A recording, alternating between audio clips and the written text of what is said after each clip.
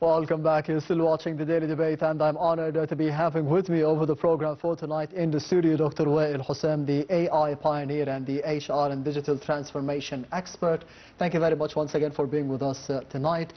We did see over the past report the report about the World Bank saying that Egypt is among the top players, the top countries in the Middle East and the North Africa region in terms of this field, the social protection programs. What does this say about the credibility of the Egyptian government, about the success of the Egyptian government and the Egyptian leadership over the past 10 years to be turning things around?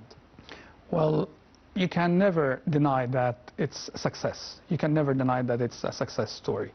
And of course, successes make more successes. We understand, of course, that people are in crisis, but this is a global crisis. And we understand the reasons why it happened, which reflects the cleverness of the government to maneuver around such challenges, such obstacles.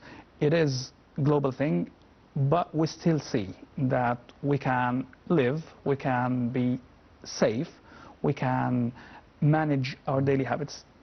Difficultly, yes, but we still can manage, which indicates that with the progress in such a program, we're going to see a rise in the economic performance on the individual level. Of course, it's there on the macro level, on the country level, but people still don't feel it well. Yet, fellows, with the collaboration, with the persistence, with the consistency of what we're doing, we're going to reap out the results of this. Yes, the global crisis that we have seen over the past, I would say, 5 or 6 years, ever since the COVID-19 and then the Russian-Ukrainian conflict and the aggression by the Israeli occupation forces against the Palestinians and the Gaza Strip, all in the space of 5 to 6 years, this led to an economic problem for the entire globe, not just for Egypt. How did you see Egypt going through those turbulations and problems and coming out safely at the end of it? Well, being a close monitor for this, I can tell you that a great deal of coordination and planning and discussions in the government take place. I might add the political conditions around us in the whole area. Yes. I know it's not my specialty, but it affects us economically. Yes. It affects our day-to-day business things, of course.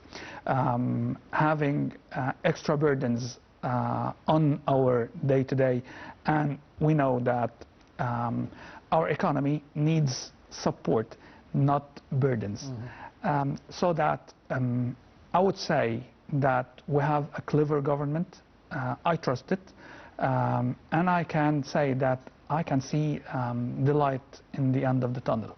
I know that we are on the rise. We have a great opportunity if we are well prepared, and actually we are, but we need to have this trust and confidence in our abilities. From my point of view, from HR perspective, I can see that Egyptian talents are in demand.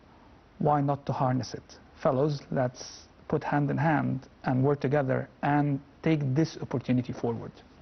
On the other hand, we've seen over the past report that there is an increase of Takaful and the Karama, the Cordiality and Dignity program for the Egyptians by about 25%, an increase of 25% over the past year or so. How do you think this will be affecting economically the lives of the Egyptians?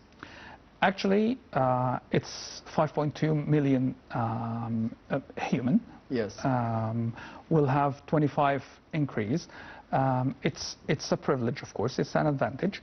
Yet, I believe that we need the collaboration of civil entities to help them more. And we need their awareness to help themselves be eligible to the next phase of being employable. Of course, I understand if you are elderly, yes, you have all my support and so on. But if you are a young person, come on, we will lend you a hand, we will teach you how to fish, not give you a fish, and you're going to do it yourself. Even if someone who is in special need, this category has a great focus from the government for the last like 10 years. We've seen a lot of initiatives. I've seen a lot of progress for them on all levels. Actually, I can see this active practices of the Ministry of Labor in helping them find proper jobs in the companies, and I can see that they are productive. From my point of view, I always support having such a category, and I find them very clever, very persistent, and they want to prove themselves successful. They do it actually. Yes, I'll teach you how to fish, not give you a fish. On the other hand, the Egyptian government, it does both at the same time. It gives away cash assistance for the Egyptian citizens and some subsidies at the same time. How do you see the importance of doing both, and which would you prefer going forward in the near future for the upcoming 5 to 10 years? Because there's an understanding that one of them will be cancelled, and it will be the whole focus on the cash assistance for the Egyptian citizens for the future. Do you think that this will be better for the Egyptians, more specifically with the global crisis, the global economic crisis, and the soaring prices? From my point of view, actually working on having a specified targeting for the people who are eligible to have such a subsidy, yes, is the thing that we need to do. And of course, out of responsibility, you need to do both.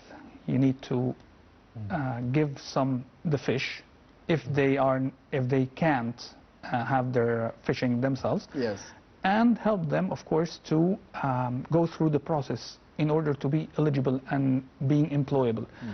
The thing is, we have a lot of economic activities that we can build on, that we can capitalize on. We all know that our grandmothers can work till late ages, and they are so productive and yes, so, of course, cheerful. Even these grandmothers are productive. So how, if we can help them be productive and earn some money and so on. When you look at the full landscape, you're going to find, for example, the microfinance industry is rising.